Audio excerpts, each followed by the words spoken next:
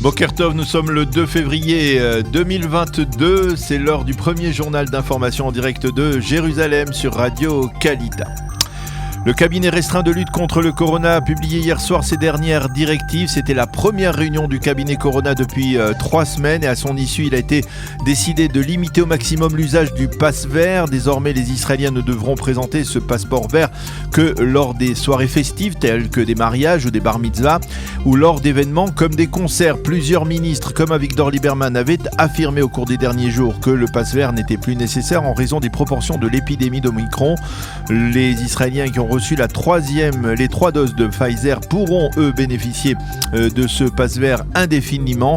Autre décision, les tests PCR pour les personnes qui voyagent à l'extérieur d'Israël ne seront plus indispensables pour les non-vaccinés. C'était déjà le cas pour ceux qui étaient vaccinés. Ceci étant, le nombre de malades graves continue à grimper en Israël. Il est ce matin de 1130, ce qui exerce des saturations dans les hôpitaux israéliens. Le Premier ministre Naftali Bennett a affirmé hier que le pays allait encore passer entre 10 et 14 jours difficiles avant que la baisse de la contamination ne se fasse réellement sentir.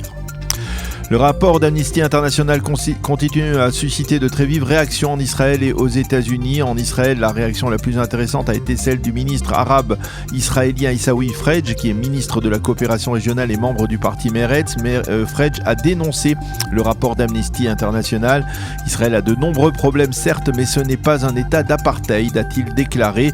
Auparavant, le ministère israélien des Affaires étrangères avait dénoncé le rapport d'Amnesty et l'avait qualifié de mensonger et d'antisémite. Je vous rappelle que ce rapport mentionne, je le cite, l'existence de discrimination raciale au sein de la population palestinienne, que ce soit dans les territoires ou également à l'intérieur de la ligne verte. Et puis une intéressante révélation autour du dossier du nucléaire iranien. Selon certaines sources, un représentant américain a assisté il y a quelques jours à un exercice très vaste de Tsahal qui apparemment simulait un raid aérien massif de l'armée de l'air israélienne contre des cibles iraniennes. Plusieurs dizaines d'avions ont pris part à cet exercice et la présence de ce représentant officiel américain à l'intérieur de la cellule de contrôle de cet exercice est sans précédent, dit-on. Et l'on considère côté israélien qu'il pourrait s'agir là d'un levier de pression américain en direction des Iraniens afin de faire progresser les pourparlers de Vienne. Les États-Unis ne sont pas contents de l'enquête menée par Tsahal sur la mort d'Omar Assad, un Palestinien de citoyenneté américaine âgé de 80 ans qui est retrouvé mort il y a quelques semaines près de Hebron. Les Américains exigent une enquête judiciaire plus approfondie de la part de Tsahal. Ils ne se suffisent pas de l'enquête qui a été réalisée par la police militaire israélienne, enquête qui a conduit au limogeage de 2 commandants de l'unité des combattants qui étaient en charge au moment de l'arrestation de ce Palestinien âgé. Je vous rappelle qu'avant-hier, avec la publication des conclusions de cette enquête, le chef d'état-major de Tsahal, le général Aviv Kochavi, avait reconnu que le comportement de cette unité dans cette affaire était très grave et ne correspondait pas à l'esprit de Tsahal. En marge et sans aucun rapport, l'armée israélienne a muré hier la maison du terroriste palestinien responsable de l'attentat dans la vieille ville de Jérusalem qui a coûté la vie en novembre dernier à Eliaou Kei, un nouvel immigrant qui travaillait sur l'esplanade du mur occidental.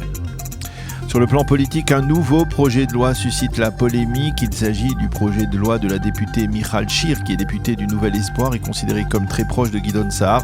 Elle propose de doubler la durée de la fameuse clause de turpitude morale qui est imposée à une personnalité politique condamnée, de la doubler donc de 7 à 14 ans. On a reparlé de cette clause de turpitude morale ou de clause infamante autour de l'accord de plaidoyer qui se tramait entre Benyamin Netanyahou et l'ancien conseiller juridique Avichai Mendelblit, mais Michal Shir a affirmé que cette loi n'était pas dirigée spécifiquement contre Benyamin Netanyahou. Selon elle, une telle loi permettra de lutter plus efficacement contre la corruption d'État.